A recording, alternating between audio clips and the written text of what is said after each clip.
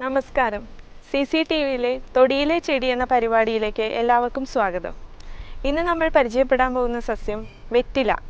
ഇതിൻ്റെ സംസ്കൃതത്തിൽ താമ്പൂലം, താമ്പൂലി, താമ്പൂലവള്ളി എന്നെല്ലാം പറയുന്നു. അതിപുരാതന കാലം തൊട്ടേ ഇന്ത്യയിൽ കൃഷി ചെയ്തു വരുന്ന ഒരു സസ്യമാണിത്. കേരളത്തിൽ പ്രധാനമായും ഉൾനാടൻ പ്രദേശങ്ങളിലാണ് ഇത് കൂടുതലായി കണ്ടുവരുന്നത്. പൈപ്പറേസി ഫാമിലിയിൽ വരുന്ന ഈ സസ്യത്തിൻ്റെ ശാസ്ത്രീയ നാമം പൈപ്പർ ബീറ്റൽ എന്നതാണ്. ഇതിൻ്റെ പ്രധാന ഔഷധയോഗ്യ ഭാഗങ്ങൾ ഇലയും വേരുമാണ്. ഇതിൻ്റെ ഇല ഏകദേശം അണ്ഡാകാരത്തിൽ അറ്റത്ത് നീണ്ടു കൂർത്തിരിക്കും.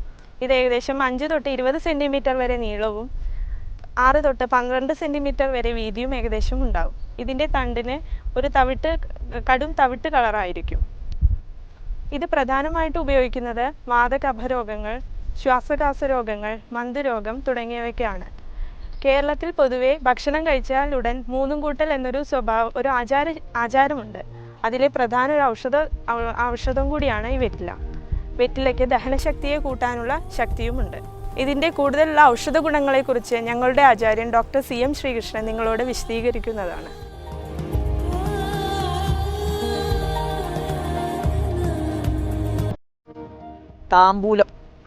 താമ്പൂല ചർവണം ഒരു ഹോബിയാണ് ചില ആൾക്കാർക്ക്.